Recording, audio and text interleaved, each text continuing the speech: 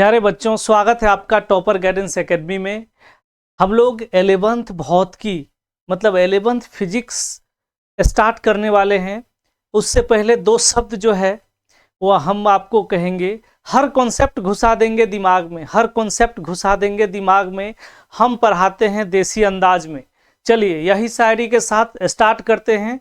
11th भौतिकी और Hindi medium वाले आपको इतना कहते हैं कि अगर आप मेरा हर लेक्चर अटेंड कर लिए तो वह दिन दूर नहीं जो हिंदी मीडियम से भी जेई नीट का तैयारी लोग है ना बहुत इजीली करेंगे। और खास करके हमारे बिहार, यूपी, एमपी और राजस्थान के बच्चे जिनका हिंदी मीडियम बहुत अच्छा रहता है लेकिन इंग्लिश के वजह से पिछड़ जा रहे हैं, तो वैसे हिंदी मीडियम वाले को कह रहे हैं कि अगर आप पूरा क्लास अच्छा से कर लिए तो वह है ना वह दिन दूर नहीं कि एक अटेम्प्ट में आप जेई और नीट जो है इजीली निकाल लेंगे। चलिए स्टार्ट करते हैं ना।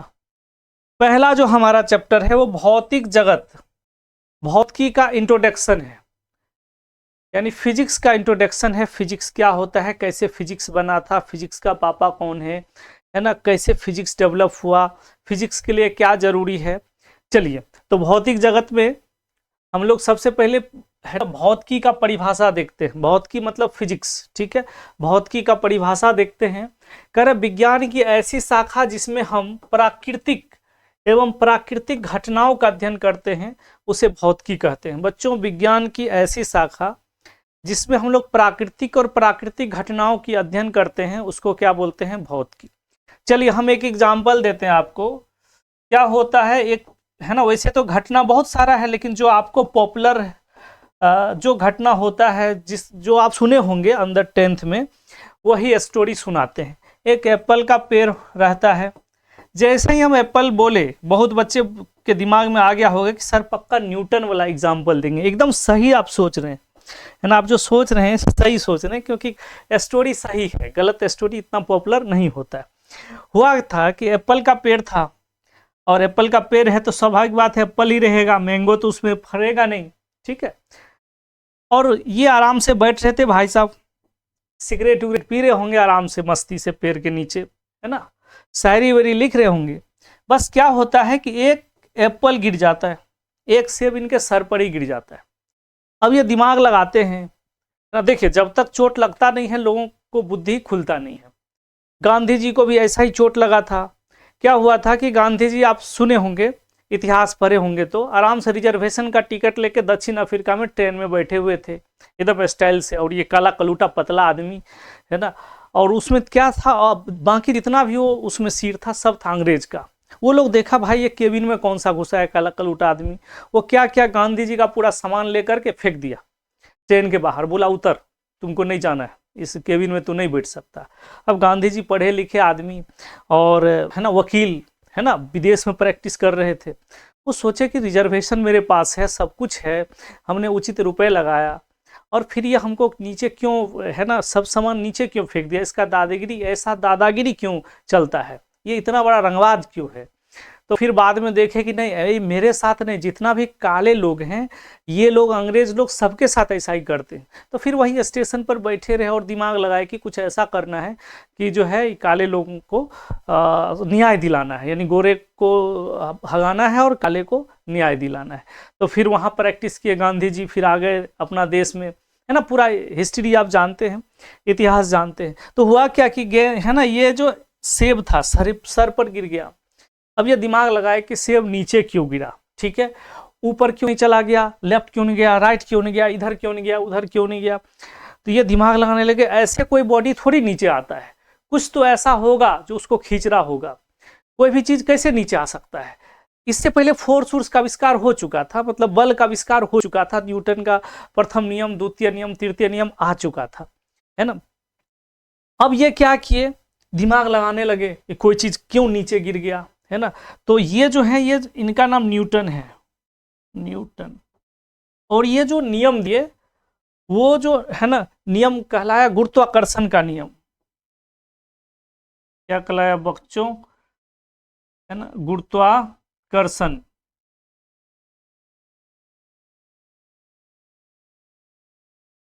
का सिद्धांत।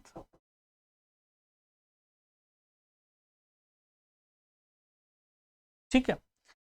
तो ऐसा नहीं था, न्यूटन के पापा दादा भी पैदा नहीं लिए होंगे, फिर भी जो है सेब नीचे ही गिरता था, कोई भी बॉडी नीचे ही गिरता था धरती पर, अर्थ पर। लेकिन क्या है कि न्यूटन ने सबसे पहले दिमाग लगाया, और अपना अगर गली मोहल्ला में कोई बॉडी नीचे गिर जाए, कोई फल नीचे गिर जाए, गोली चल जाता है, वो कहते हम खाएंगे क्योंकि मेरा फल है। वो कहते नहीं हम देखे गिरते हुए हम खाएंगे। वो कहते नहीं हम पहले गए हम खाएंगे। वो कहते नहीं जमीन मेरा है तो ये मेरा फल है। मतलब मार फंस जाता है। ठीक है, तो वहाँ ऐसा नहीं हुआ था क्योंकि अकेले थे भाई साहब। अगर यहाँ 3-4 लोग होते तो मस्त क्या करते, नाश्ता करते, दिमाग नहीं लगाते। तो ये जो है नेचर में पहले से था, यानी कोई बॉडी नीचे गिरना पहले से था, कोई नया घटना नहीं था। लेकिन जिसने दिमाग लगाया न्यूटन ने, वो साइंटिस्ट बन गए, और जो लॉ दिए फिजिक्स में हम लोग को पढ़ना पड़ता है, गुरुत्वाकर्षण का सिद्धांत। ठीक है, चलिए तो हम लोग डिफिनेशन क्लियर हो गया। विज्ञान की ऐसी शाखा जिसमें हम लोग प्राकृतिक और प्राकृतिक घटनाओं का अध्ययन करते हैं बच्चों, वो क्या कहलाता है, वो कहलाता है भौतिकी। ठीक है, क्लियर हो गया। चलिए आगे बढ़ते हैं। अब भौतिकी का 2 टाइप होता है। कितना टाइप? 2 टाइप। ठीक है, पहला हो गया है ना चिरास्मत भौतिकी, जिसको क्लासिकल फिजिक्स भी बोलते हैं। दूसरा हो गया आधुनिक भौतिकी। जैसे गाना 2 टाइप का होता है ना बच्चों, एक होता है पुराना गाना क्लासिकल, सा रे गा मा, पागल हो जाओगे सुनोगे तो। एक होता है नया, है ना, एकदम बादशाह, हनी सिंह, निरहुआ, खेसरिया, ना पवन सिंह, अक्षरा सिंह, ये सब का गाना एकदम गर्दा, एकदम बूढ़ो भी क्या होता है झूमने लगता है। तो उसी तरह 2 टाइप का हम अपना फिजिक्स भी है। एक है चिरस्मत भौतिकी और दूसरा है आधुनिक भौतिकी, यानी एक पुरनका एक लयका, है ना एकदम। चलिए, तो इसके पापा न्यूटन है। कौन है? न्यूटन है। इसके पापा आइंस्टाइन, है ना, आइंस्टाइन है। तो एक 2 साइंटिस्ट का बहुत इज्जत है, मतलब वो अपना है ना समझिए समय का इंटरनेशनल डॉन थे। एक न्यूटन, ठीक है, न्यूटन से फिजिक्स शुरू हुआ, और दूसरा थे आइंस्टाइन। ठीक है, आइंस्टाइन से भी एक अलग टाइप का फिजिक्स शुरू हुआ, यानी दोनों अपने जमाना के इंटरनेशनल डॉन समझिए, है ना, किसका? फिजिक्स का, यानी भौतिकी का इंटरनेशनल डॉन थे। तो आपको जो 11th में पढ़ना है वो न्यूटन ज़्यादा आपको परेशान करेगा। आइंस्टाइन आपको इंजीनियरिंग कॉलेज में या बीएससी एमएससी पीएचडी करेंगे तब आइंस्टाइन आपका बैंड बजाएगा, और जब तक आप 12th में रहेंगे तब तक न्यूटन भी आपका बैंड बजाएगा। ठीक है, तो हम लोग देखते हैं चिरस्मत फिजिक्स यानी पुरनका फिजिक्स का टाइप। पहला है यांत्रिक भौतिकी। ठीक है, यांत्रिक मतलब मैकेनिकल, है ना, मैकेनिक्स पूरा पढ़ना पड़ेगा आपको। मैकेनिक्स में न्यूटन का प्रथम नियम, सेकंड नियम, थर्ड नियम, दूसरा वर्क कार्य ऊर्जा, है ना, तीसरा आपका गुरुत्वाकर्षण का सिद्धांत, मतलब जितना भी है ना, वृत्तीय गति, जितना भी है ना, उसके बाद आवृत्ति गति, ठीक है, पेंडुलम वाला, ये सब आपको आ जाता है यांत्रिक में, है ना। उसके बाद उष्मा गतिकी मैंने थर्मोडायनेमिक्स, थर्मोडायनेमिक्स में आपको पढ़ना पड़ेगा कि, है ना, थर्मोडायनेमिक्स का प्रथम नियम, उष्मा गति का प्रथम नियम, द्वितीय नियम, तृतीय नियम, है ना, रेल का जो पटरी के बीच गैप क्यों छोड़ते हैं, ठीक है, फ्रिज ठंडा क्यों, फ्रिज कोई चीज़ को ठंडा कैसे करता है, एसी ठंडा हवा कैसे देता है, मतलब उसके बारे में थोड़ा डिटेल में, है ना।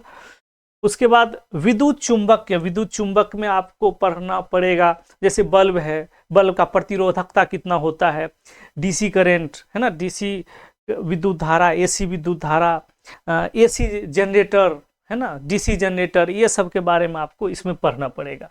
ये 12th में पढ़ना है, ये आपका 11th में पढ़ना है, ये भी आपका 11th में पढ़ना है, ये 12th में पढ़ना है। उसके बाद प्रकाशिकीय भौतिकी, है ना, इसमें आप पढ़ेंगे उत्तल लेंस क्या है, अवतल लेंस क्या है, उत्तल दर्पण, समतल दर्पण, आंख में कौन कौन सा डिफेक्ट होता है ना। तो ये सब पढ़े होंगे, 10th में थोड़ा पढ़े होंगे, निकट दृष्टि दोष, दीर्घ दृष्टि दोष, ये सब आपको किस में पढ़ना पड़ेगा, प्रकाश के भौतिकी में, लेकिन 12th में है ना, 12th में है। उसके बाद ध्वनि तरंग, ध्वनि तरंग, अब ध्वनि तरंग में डीजे बजता है तो बूढ़ऊ सब भी क्यों डांस करने लगता है, ठीक है, डीजे में डांस करने का मन क्यों करता है, ये सब आपको ध्वनि तरंग में समझ में आएगा। कोई बॉडी, कोई साउंड बॉक्स दूर में है तो आवाज़ कम सुनाई देता है, नज़दीक आता है तो आवाज़ बढ़ जाता है, चाहे इको सुनाई देता है। कहीं कहीं कोई बड़ा मकान के सामने थोड़ा दूर में खड़ा होकर जोर से बोलते हैं तो उधर से आवाज़ टकरा के इको आता है। तो वो सब आपको ध्वनि तरंग में समझ में आएगा। ये भी 11th में पढ़ना है बच्चों, ठीक है। चलिए आगे बढ़ते हैं। आधुनिक भौतिकी के प्रकार, आधुनिक भौतिकी का भी है ना बहुत सारा प्रकार है, लेकिन सब प्रकार आपके सिलेबस में नहीं है। 2-3 प्रकार ही आपके सिलेबस में है, लेकिन हमने बहुत सारा प्रकार जितना लगभग हो सकता है उतना का डिस्कस किए हैं, लेकिन आपके सिलेबस में 2 से 3 प्रकार का है, ठीक है। चलिए पहला देखते हैं, अपेक्षिता का नियम। अपेक्षिता का नियम, लॉ ऑफ रिलेटिविटी, आइंस्टाइन का दिया हुआ है। आप बहुत सारा ऐसा सिनेमा देखे होंगे जिसमें आदमी पास्ट में चला जाता है, फ्यूचर में चला जाता है, टाइम मशीन में गोले गोल घूमता है और इतना स्पीड घूमता है कि सीधा जिस डेट में दिया रहता है सेट करता है उसी डेट में गिरता है। सिनेमा उनेमा हॉलीवुड वॉलीवुड तो देखता ही होगा ना, ये खाली मसाला सिनेमा देखता है ना। चलिए, तो अपेक्षता का सिद्धांत उसी में है। तो क्या था कि कुछ दिन पहले जो है एनसीईआरटी से इसको हटा दिया गया। ये आप पढ़ेंगे बीएससी में या इंजीनियरिंग कॉलेज में, ठीक है। उसके बाद क्वांटम भौतिकी, क्वांटम भौतिकी आपको पढ़ना है ना, ये आपको 12th में पढ़ना है। उसके बाद परमाणु भौतिकी, परमाणु में इलेक्ट्रॉन गोले गोल घूमता है तो कितना स्पीड से घूमता है, उसका मोमेंटम कितना है, वेलोसिटी कितना है, काइनेटिक एनर्जी, पोटेंशियल एनर्जी, मतलब पूरा जो है फिजिक्स में दिमाग लगाना है, उसमें केमिस्ट्री का दिमाग नहीं लगाना है। तो ये आपका कहाँ है, ये भी आपका 12th में है, ये तो हटा ही दिया। उसके बाद नाभिकीय भौतिकी, ये भी आपका 12th में है। जैसे मान के चलो अमेरिका मारा था बम, हिरोशिमा नागासाकी का बैंड बजा दिया, तो यूरेनियम के अंदर कैसे रिएक्शन हुआ होगा, है ना, नाभ के विखंडन हुआ होगा, नाभ के संलयन हुआ होगा, हाइड्रोजन बम में क्या रहता है, सूर्य में कौन सा होता है नाभ के संलयन की नाभ के विखंडन, ये सब इसमें आपको पढ़ना पड़ेगा, ठीक है। उसके बाद ठोस अवस्था भौतिकी, ये आपको नहीं पढ़ना है। जीव भौतिकी, ये भी अभी आपको सिलेबस में नहीं है। अब यांत्रिक भौतिकी, ये भी आपके सिलेबस में नहीं है, लेकिन इसी का टाइप है। प्लाज्मा भौतिकी, रासायनिक भौतिकी, चिकित्सीय भौतिकी, उच्च ऊर्जा भौतिकी, ठीक है। ये जो है इतना टाइप होता है, ठीक है। एगो भू भौतिकी है, सॉरी, ये एक और है भू भौतिकी, ठीक है। तो इतना टाइप्स का जो है फिजिक्स होता है, लेकिन सब आपके सिलेबस में नहीं है। आपके सिलेबस में मात्र जो है ये 3 गो है, और यही 3 गो आप अच्छा से पढ़िए। आपका जो है ये जो मॉडर्न फिजिक्स है, आधुनिक भौतिकी, ये आपका है ना अच्छा हो जाएगा, क्योंकि ये ठीक रहता है। एक बार आप पढ़ लेंगे तो जेईई नीट का सबका क्वेश्चन बनेगा, अगर सही से पढ़ लिए, समझ के पढ़ लिए, है ना। चलिए आगे बढ़ते हैं। भौतिकी एवं गणित में बहुत संबंध है बच्चों, ठीक है। अगर आपको गणित नहीं आता तो पक्का है कि भौतिकी में आप फंसेंगे, एक भी क्वेश्चन ढंग से आंसर तक नहीं पहुंच पाएंगे, मतलब आंसर नहीं निकलेगा। फिजिक्स इतना कैलकुलेशन कर लेंगे लेकिन लास्ट आंसर तक नहीं पहुंच पाएंगे, मतलब इक्वेशन बना लेंगे लेकिन लास्ट आंसर तक पहुंच नहीं पाएंगे। तो गणित को भौतिकी की भाषा कहा जाता है। गणित को क्या कहा जाता है बच्चों, भौतिकी की भाषा। मान के चलिए आप चाइना चले गए और आपको कुछ आता नहीं, आपको शुद्ध भोजपुरी आता है। अब वहाँ आपको ऑटो वाला को भोजपुरी बोल रहे हैं एयरपोर्ट के पास। अब क्या है कि उसमें भी कोई धूर्त आदमी होगा, चाइनीज तो धूर्त होता ही है ना, कोरोना फैला के सबका जान ले लिया। अब वो आपको बैठाएगा, समझ जाएगा ये बिहार का बुरलवा आ गया है, बैठाएगा और कहीं जाके छोड़ देगा, कितना मन उतना पैसा ले लेगा। ना आपका भाषा आप, ना उसका भाषा आप समझ रहे हैं, ना आपका भाषा वो समझ रहा है। अब आप खाना खाने गए होटल, भूख तो लगवे करेगा। अब देखिए वहाँ कुत्ता बिल्ली किसी चीज़ का कुछ है, कॉकरोच उकरोच किसी सब सांप उप सबका मीट पड़ा हुआ है। आप हैं वेजिटेरियन, ठीक है, आप शाकाहारी हैं, आप उसको कुछ अच्छा चीज़ बोलेंगे उसको समझ में एबे नहीं करेगा। आप कहेंगे चावल दाल है ना, 1 प्लेट लेके आ जाओ। अब उसको कुछ बुझा ही नहीं रहा है, वो कुछ ही लाके कुत्ता बिल्ली किसी का मांस दे देगा, खा के कोरोना फैलवा देगा। तो इसीलिए क्या है कि जहाँ जाते हैं जब उसका भाषा समझना पड़ता है, तो जो पढ़ते हैं सिलेबस जिस पर जो आपका पूरा कैरियर डिपेंड करता है, उसका लैंग्वेज तो आपको पढ़ना ही चाहिए। तो आप बायोलॉजी से हैं फिर भी, मैथ से हैं फिर भी, उस डिपेंड नहीं करता मैथ से हैं, क्योंकि हमको फिजिक्स में जो मैथ चाहिए ना वो मैथ 12th में है ज़्यादा। तो फिर भी आपको मैथ्स का कुछ पार्ट है वो पढ़ना ही पड़ेगा, इच्छा हो फिर भी पढ़ना पड़ेगा, नहीं इच्छा हो फिर भी पढ़ना पड़ेगा। नहीं तो आपका 12th का और 11th का फिजिक्स अच्छा नहीं होगा, यानी मैथ्स आपको पढ़ना ही पढ़ना है। अब बायोलॉजी वाला रोने लगेगा, सर मैथ्स पढ़ना ही अगर हमको था तो हमने क्यों जो है बायोलॉजी लिया, है ना, क्यों बायोलॉजी लिया, मैथ ही ले लेते। तो बच्चों हम आपको बोलते हैं सब कुछ नहीं पढ़ना है, गिना चुना 4-5 टॉपिक है जो थोड़ा पढ़ लीजिए, वो भी बेसिक पढ़ लीजिए, हो गया, उसी को थोड़ा ध्यान रखिएगा। इसके लिए आपको मैथ्स एक्स्ट्रा लेने की ज़रूरत एक्स्ट्रा मैथ पढ़ने की ज़रूरत नहीं है। आपको सिर्फ बेसिक चीज़ वो हम आपको बता देंगे, टेंशन लेने की बात नहीं है, बस रेगुलर वीडियो देखने की बात है। या ऑफलाइन क्लास करना चाहते हैं तो पटना में ऑफलाइन क्लास होता है, ऑफलाइन क्लास ज्वाइन करने की बात है, ठीक है। तो अब मैथ्स तो बहुत बड़ा है भैया, है ना, मैथ्स तो बहुत बड़ा है, trigo, calculus, algebra, coordinate, vector, 3D, probability, dynamics, statics, math, फिर उसका पार्ट बहुत सारा चैप्टर सब में, है ना, बहुत ज़्यादा मैथ्स है। तो कितना पढ़ लें कि हमारा फिजिक्स का काम चल जाए।